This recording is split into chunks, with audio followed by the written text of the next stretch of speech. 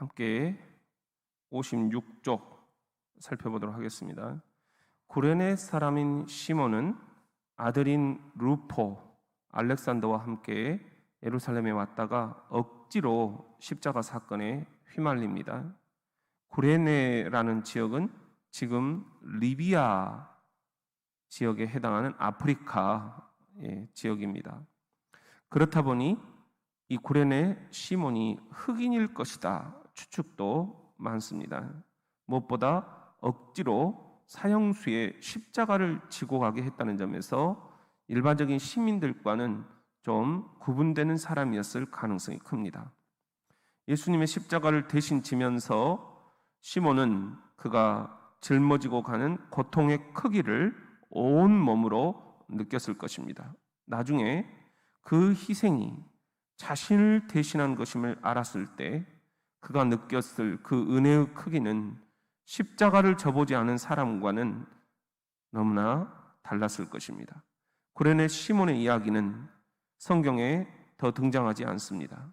그러나 그가 경험했던 이 사건의 의미는 그의 아들들에게 대대손손 전해져서 루포가 로마 교회의 지도자로 서게 만들었습니다. 오늘 설교 노트에 우리가 묵상 포인트 3가지만 함께 이렇게 적어 보겠습니다. 구레네 사람 시몬을 보면서 느끼는 것은 무엇인가요? 우리 첫째로 한번 따라해 봅시다. 세상에 우연은 없다. 오늘 21절 말씀 우리 묵상집 50쪽으로 함께 돌아가서 보시면은요, 우리 21절 말씀 같이 한번 밑줄을 치면서 읽어보겠습니다. 시작. 마침 알렉산더와 루포의 아버지인 구레네 사람 시몬이 시골로부터 와서 지나가는데 그들이 그를 억지로 같이 가게 하여 예수의 십자가를 지우고, 지금 시골에서 예루살렘에 아들하고 구경을 온 거예요. 얼마나 아이들이 지금 이렇게 흥분이 돼 있겠어요. 기대가 많겠어요. 우리가 이렇게 대전에서 서울에 한번 가는 것도 얼마나 흥분이 됩니까? 여러분들 거기 110층인가 가보셨어요? 야, 진짜 대단하더라고요. 그런 기대를 안고 예루살렘에 가지 않았겠습니까? 이 구레네 사람 시몬, 아이들에게 어떤 구경을 시켜줄까?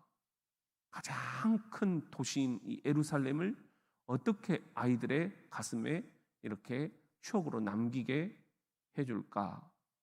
이런 생각들로 꽉 차 있었을 것이고, 아이들, 그 알렉산더와 루포도 야, 아빠랑 세상에 이런 구경을 하다니. 그가 지금 구레네 시몬 그랬어요. 이 구레네라는 말은 지역 이름이에요. 근데 리비아 지역이니까 아주 지금 새까맣게 온 몸이, 얼굴이 그을려져 있었을 거예요. 그래서 흑인이다, 이렇게 성경학자들이 추정을 하고 있어요. 이러니 이 예루살렘에 얼굴 시커먼 흑인이 아버지랑 두 아들이 함께 도시 구경을 나왔으니 얼마나 지금 사람들에게 주목을 받았겠습니까? 그런데 시골에서 예루살렘에 구경 나온 게 결코 우연이 아니었다는 거예요. 하나님의 각본에 지금 쓰여져 있었다는 거예요. 구원 역사의 대하 드라마가 창세기 1장 1절부터 지금 유유히 흘러오고 있습니다. 그 구원 역사에서 우리 인류의 조상들이 하나님을 배신해서 천국에서 추방당하고, 그리고 또 하나님이 너희들 그렇게 살면 안 된다, 애언자들을 보냈을 때 애언자들을 죽이고, 그리고 갖가지 노예 생활도 해봤고 포로 생활도 해봤고, 그리고 다시 또 귀환해서 이렇게 하나님 잘 살아보겠습니다 해봤고, 그 결심이 얼마 못 가가지고 또 심판을 당하게 되고, 이런 역사가 흘러왔어요. 그러다가 예수님이 이대로는 안 되겠다, 내가 직접 사람의 모양으로 내려가서 이 문제를 끝장을 내야 되겠다. 말귀를 못 알아먹는다. 사람의 언어로 사람에게 말해주지 않으면 알아듣지를 못한다. 그래서 예수님이 이 땅에 오신 거예요. 하나님이 그렇게 구원의 시나리오를 갖고 지금 계시는 거예요. 그런데 이 예수로 내려오신 하나님이 그냥 사람들에게 말해봤자 안 통하는 거예요. 그래서 이 사람들의 죄를 대신 짊어지고 아들을 죽이신 거예요. 그 죽이시는 현장에 구레네 시몬이 배역으로 등장을 합니다. 등장인물이 구레네 시몬 그리고 아들 일이에요. 이게 우연이 아니라는 겁니다. 그냥 시골에서 예루살렘으로 온 게 아니라는 겁니다. 하나님의 이 구원 역사에 지금 배역으로 등장을 하고 쓰임받고 있다라는 거예요. 아마도 이 구레네 사람 시몬, 내가 지금 애들한테 서울 구경을 시켜주려고 왔는데 로마 군인들이 자기를 멱살을 끌어당기더니 십자가를 지라고, 알지도 못하는 저 사람의 십자가를 대신 지라고, 얼마나 원통했을까, 속상했을까, 애들 앞에서 창피했을까, 사람들 앞에서 수치스러웠을까. 나를 지금 흑인이라고 모욕을 주는 거야? 왜 나를 지명하는 거야? 분노했을까?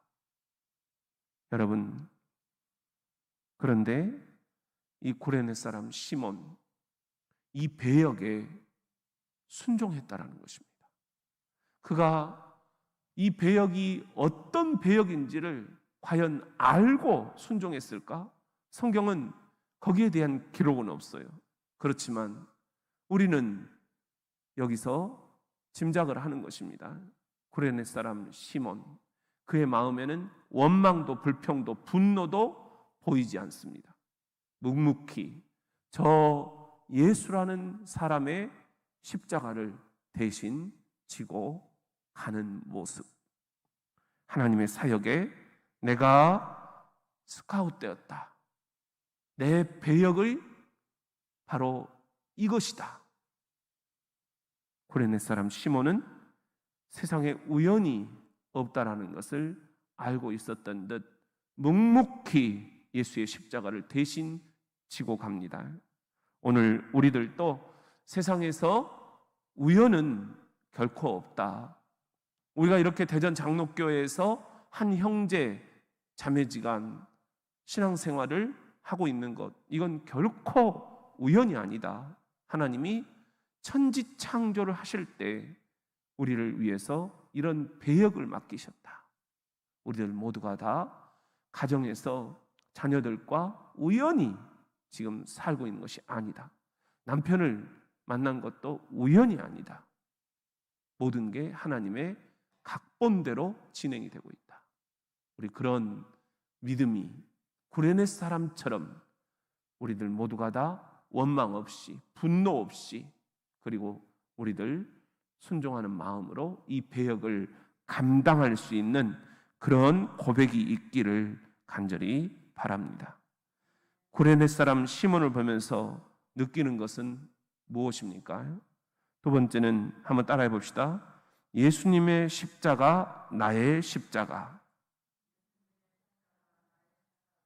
오늘 묵상집 52쪽 우리 25절 말씀을 같이 한번 밑줄을 그으면서 읽어보겠습니다. 25절 말씀입니다. 시작. 때가 제 3시가 되어 십자가에 못 박으니라. 여러분, 때가 제 3시가 되어 십자가에 못 박았다. 예수님이 십자가에 못 박히시는 그 장면이에요. 구레네 사람 시몬도 분명히 그 자리에서 보았을 것입니다. 내가 지고 온 십자가에 저 예수라는 사람이, 생판 얼굴 한번 못 본 저 사람이 십자가에 달리는 것을 그는 똑똑히 보았을 것입니다. 말씀드렸듯이 예수님이 지신 그 십자가 형벌은 정치범들이 받는 형벌이었어요. 쿠데타를 일으켰던 사람들이 받는 그런 처참한 형벌이었어요. 능지처참이다, 우리가 그렇게 얘기를 하잖아요. 말 4마리에다가 손, 발 묶어가지고 말의 등을 때리면 말들이 깜짝 놀라서 달아납니다. 그때 손과 발이 4방향으로 찢어지는 것, 이걸 우리가 능지처참이다 그러잖아요. 바로 십자가 형은 그런 참혹한 형벌이었어요. 그런데 우리가 살펴보았듯이 예수님은 아무런 그런 정치적인 죄가 없었다라는 것이 빌라도의 말에서 이미 결론이 났습니다. 그렇다면 왜 십자가형인가? 바로 하나님의 구원 역사를 성취하시기 위해서 하나님께서 죄 없는 한 사람의 희생양, 그 희생양의 피가 필요했다. 바로 예수님이 그 희생양이 되셨다라는 거예요.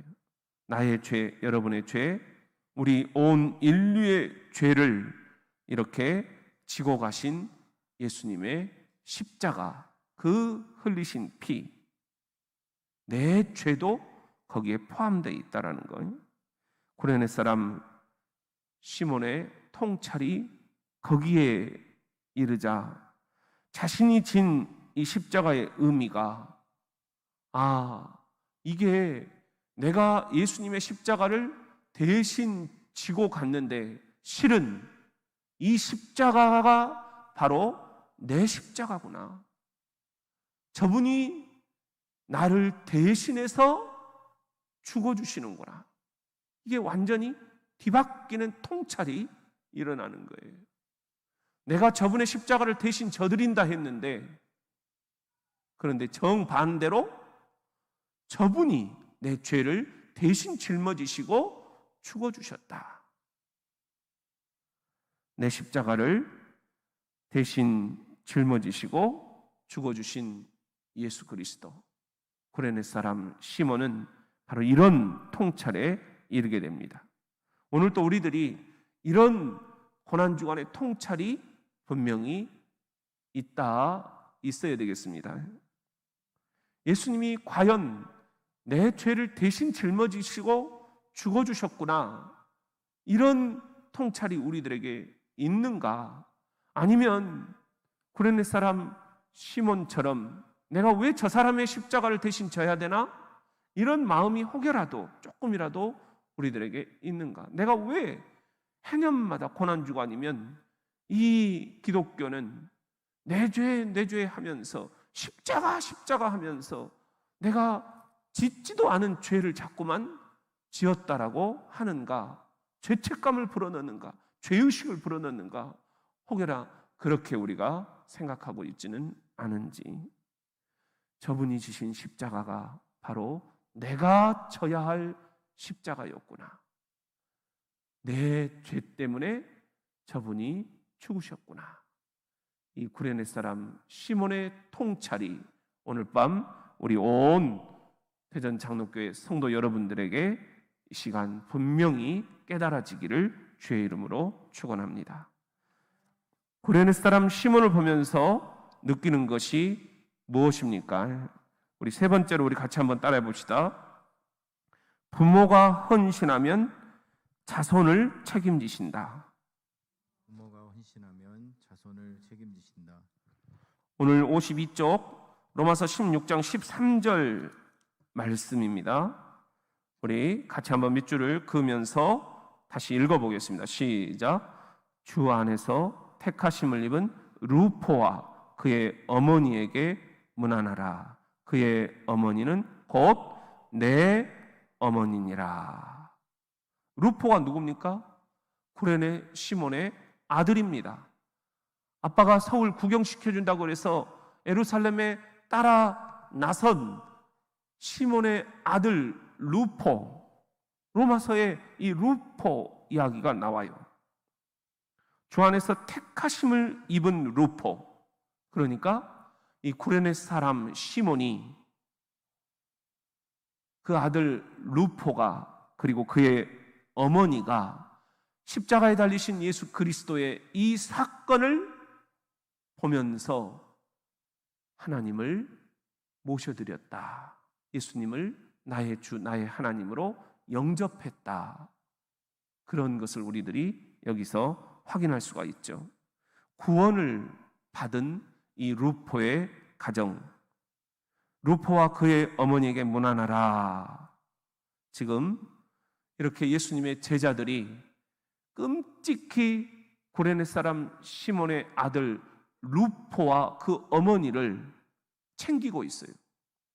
왜요? 예수님의 십자가를 대신 져 주었기 때문입니다. 자기들도 못한 거예요. 그런데 이 구레네 지방에서 온, 그것도 얼굴이 새까만 흑인 이 시몬이 자기들의 스승인 예수님을 위해서 십자가를 대신 져드린 거예요. 그래서 이제 제자들은 우리가 저 루포, 시몬은 없지만 그의 아들은 우리가 책임지자. 그 시몬의 아내 루포의 어머니는 우리가 책임지자. 지금 그렇게 된 거예요. 그래서 당시 로마 교회 가장 큰 교구 가운데 하나였어요. 이 로마 교구를 이 시몬의 아들 루포에게 맡깁니다. 영성 지도자로 루포가 이런 역할을 했었다 하는 게 바로 여기 로마서 16장 13절 말씀을 통해서 우리가 짐작을 할 수 있습니다. 우리가 이렇게 시몬처럼 하나님의 구원 역사의 대하 드라마의 등장인물로, 배역으로 쓰임을 받는다면 우리도 하나님께서 약속하시는 게 있어요. 네가 나를 위해서 십자가를 쳐주었으니 내가 네 자손은 책임진다. 너희 자녀들, 너희 가족들, 너희 손주들, 내가 대대손손 수천 대 이르기까지 내가 책임진다. 하나님께서 오늘 우리에게 주시는 약속입니다. 여러분, 세상에 우연은 없습니다. 모든 것이 하나님의 구원 역사 대하 드라마에 속해 있습니다. 거기에 우리가 쓰임 받는다면 때로는 그것이 이해할 수 없는 쓰임일 수도 있어요. 원치 않는 각본일 수도 있어요. 그러나 그것들 하나하나 하나님이 생명책에 기록하시고 우리 자녀들을 책임져 주신다. 우리 그거면 되지 않습니까? 우리가 가장 바라는 게 그거 아닙니까? 우리가 신앙이 우리 대에서 끊어져 버리면 어떡하나? 이게 가장 큰 고민 아닙니까? 천국에서 우리 손주들, 우리 이 자손들을 함께 보는 꿈이 우리들의 가장 간절한 꿈이 아닙니까? 하나님이 우리 자녀들을, 손주들을, 우리 모든 후손들을 그렇게 복음의 반열에 세워주신다. 먹을 것, 입을 것 책임져 주신다. 왜? 바로 여러분들이 주께 헌신했기 때문입니다. 우리의 헌신이 하나도 지금 공짜가 없다. 하늘에서 해같이 빛나게 해주신다. 부모의 헌신이 주님께 이 시간 상달됩니다. 그래서 자손을 책임지십니다. 우리 이 약속을 붙잡고 우리 고난주간 구레네 사람 시몬처럼 우리가 어떠한 쓰임을 받더라도 순종하는 마음으로 주님 앞에 쓰임 받을 수 있기를 예수님의 이름으로 축원합니다. 우리 59쪽 적용을 함께 봅니다. 삶 속에서 그리스도의 고난에 동참할 수 있는 일들이 무엇이 있을지 생각해 봅시다. 여러분들이 한번 예수님과 독대하는 자리를 갖고 적어 보시기를 바랍니다. 저는 오늘 적용을 미리 한번 적어 봤어요. 그리스도의 고난에 동참할 수 있는 일들이 지금 이 시점에서 무엇인가? 아마 성도 여러분들의 목소리를 통해서 하나님께서 저에게 음성을 들려주셨어요. 목사님, 우리가 저 멀리 떨어져 있지만 우크라이나 전쟁 피난민들을 위해서 같이 한번 우리도 조그맣지만 이 고난주간 한 끼 금식이라도 해서 보냈으면 좋겠습니다. 제가 대사관에 보낼까 생각을 해봤는데요. 우리 총회 본부에서 지금 계좌를 열어놓고 우리 총회장님이 직접 전달을 지금 하고 계시더라고요. 그래서 매달 지금 이렇게 거기에 그 어떤 교회들이 지금 우크라이나 이 피난민들을 돕고 있는지가 나옵니다. 또 동해안 산불 이재민들 돕는 교회들도 나오더라고요. 우리도 거기에 이렇게 같이 동참하면 좋겠다. 이것이 우리가 그리스도의 고난에 현 시점에서 동참하는 것이 아니겠는가? 이게 가장 구체적인 적용이 아니겠는가? 여러분, 많은 액수가 필요하지 않습니다. 우리 한 끼, 저도 부대에서 한 끼 이렇게 식사를 하면 2,000원이었어요. 여러분들 그 2,000원씩 모아가지고 정말 지금 이 우크라이나 지방에서는 어떻게 식사를 하고 있겠어요? 또 이 동해안 산불 피해 주민들 지금 어떻게 살고 있겠어요? 해결된 게 하나도 없습니다. 우리 그들을 위해서 주님의 십자가를 내가 함께 나누어진다. 구레네 사람 시몬처럼 그 심정으로 돌아가서 우리 정말 많은 액수는 오히려 여러분들 바라지 않습니다. 정말 모두가 동참할 수 있는 작은 액수들이 모여서 우리 총회 본부를 통해서 우크라이나에 전달이 될 수 있도록, 동해안에 전달이 될 수 있도록 그리스도의 고난에 동참하는 그런 우리 의미 있는 고난주간이 됐으면 좋겠습니다. 이번에 우리는 우리 자녀들에게 복음을 전해주기 위해서 구체적으로 어떤 일을 해야 할까요? 저는 이렇게 적어보았어요. 저희 자녀들도 지금 큰애는 농구 심판이라 주일 성수가 굉장히 힘들어요. 왜냐하면 모든 시합이 주일에 있기 때문입니다. 그리고 둘째는 지금 또 악기잖아요. 그래서 정말 얼굴 보기가 힘들어요. 그러니까 늘 저는 이렇게 카톡으로 사랑한다, 축복한다. 이 말만 계속 지금 던지는 거예요. 왜냐하면 우리 애들이 나 닮아가지고 하라 가면 또 신경질을 내요. 그래서 닥달하면 안 된다. 아내가 옆에서 여보 강요하면 안 된다. 그냥 애들은 나한테 맡기고 당신은 그냥 애들을 격려만 좀 해주면 좋겠다. 역할을 좀 나눴어요. 그래, 계속해서 아이들에게 어떻게 복음을 전해줄 수 있을까? 어느 순간에 우리가 온 가족이 손주들이랑 모여서 같이 한 자리에서 예배드리는 그런 시간이 올까? 저도 사실은 굉장히 암담해요. 여러분, 그러나 이것을 강요해서는 안 된다. 더 엇나간다. 지혜가 필요하다. 아이들이 반발하지 않도록, 더 튕겨나가지 않도록 항상 저는 사랑한다. 그 말을 계속 합니다. 아이들이 아유, 우리 아빠 또 지금 뭐 걱정 있어요?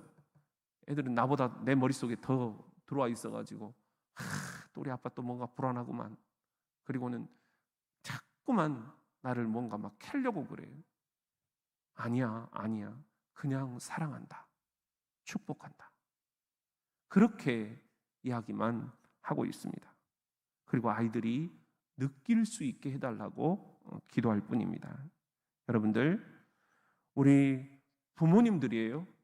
어떻게 하면 이 적용 2번처럼 우리 자녀들에게 복음을 전해주기 위해서 구체적으로 어떤 일을 할 수 있을까?